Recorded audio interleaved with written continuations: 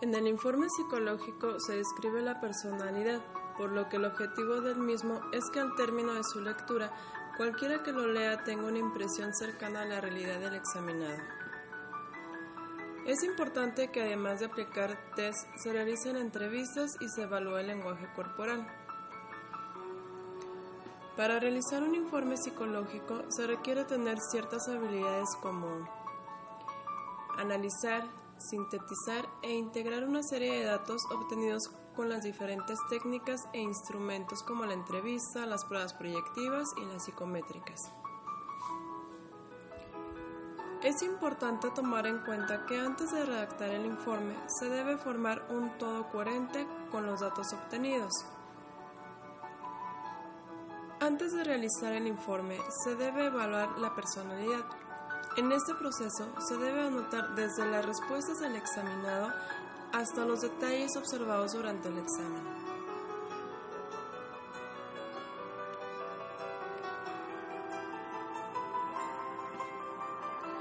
Un informe psicológico debe tener equilibrio entre datos objetivos y abstractos, modulación no exagerada o recargada hacia un solo lado, ser asertivo y modesto, interesar al lector, ejemplificar, discutir cada una de las partes del informe, facilitar el proceso de toma de decisiones.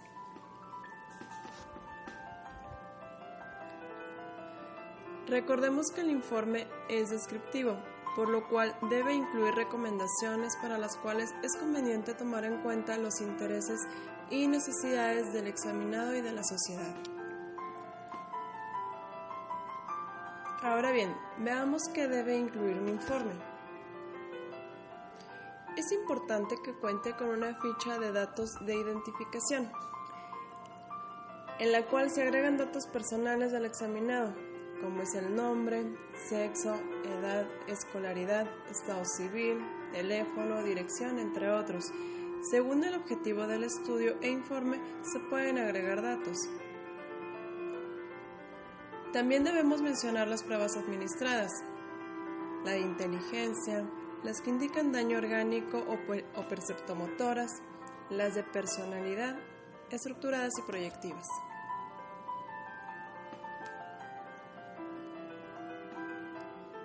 Motivo de la consulta o estudio, que son las razones por las que fue referido.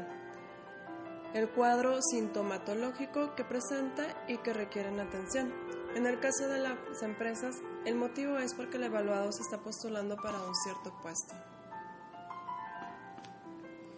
Se debe agregar una breve descripción del evaluado. En esta parte se agregan las observaciones generales, por ejemplo, cómo se portó el examinado, si fue cooperativo, fluidez de su vocabulario, lenguaje corporal, estado de ánimo, entre otros.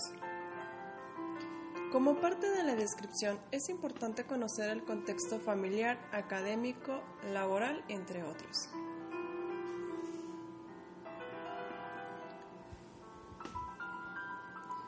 Se deben agregar los resultados de las pruebas, el coeficiente intelectual, cuantitativo y cualitativo, daño orgánico cerebral, disfunción cerebral, personalidad, orientación vocacional, dependerá del objetivo de la evaluación y se debe llevar a cabo su interpretación respetando los lineamientos para cada tipo de prueba o test.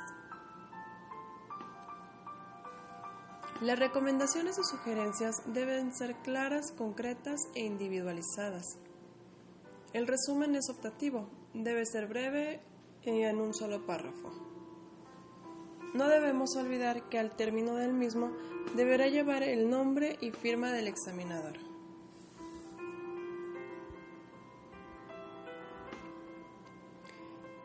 En la redacción del informe no se debe utilizar un lenguaje descalificador, se debe ser profesional y ético. El lenguaje utilizado debe ser bien definido, específico y concreto.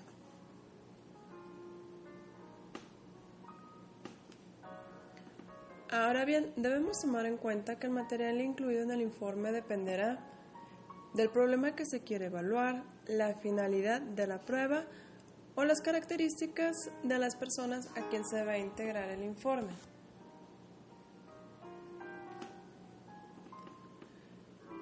Para redactar el informe psicológico se deben tomar en cuenta algunos elementos teóricos. Psicodinamia.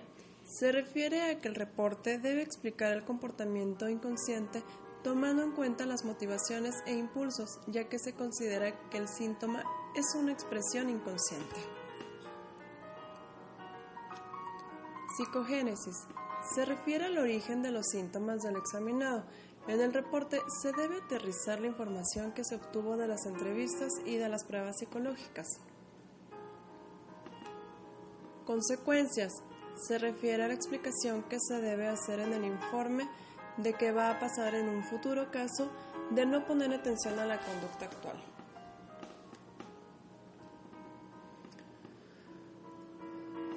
El psicólogo debe tener una formación adecuada para poder realizar una evaluación e informe psicológico adecuado. Debe conocer a profundidad las técnicas que se utilizarán en las evaluaciones de la personalidad, tener un buen manejo del marco teórico de los instrumentos psicológicos utilizados para obtener datos confiables y válidos. El psicólogo debe ser objetivo en el momento de evaluar la personalidad y de realizar un reporte.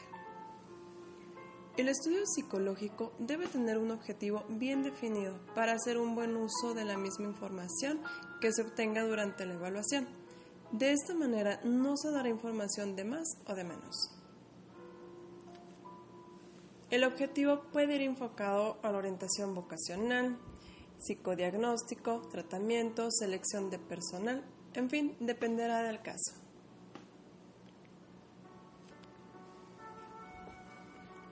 El psicólogo debe ser respetuoso y ético con el paciente. Es muy importante tener en cuenta que durante la evaluación psicológica se obtiene información muy personal del examinado, por lo que deberá tratarse de una manera ética y confidencial. Como parte de la formación está el tener una supervisión.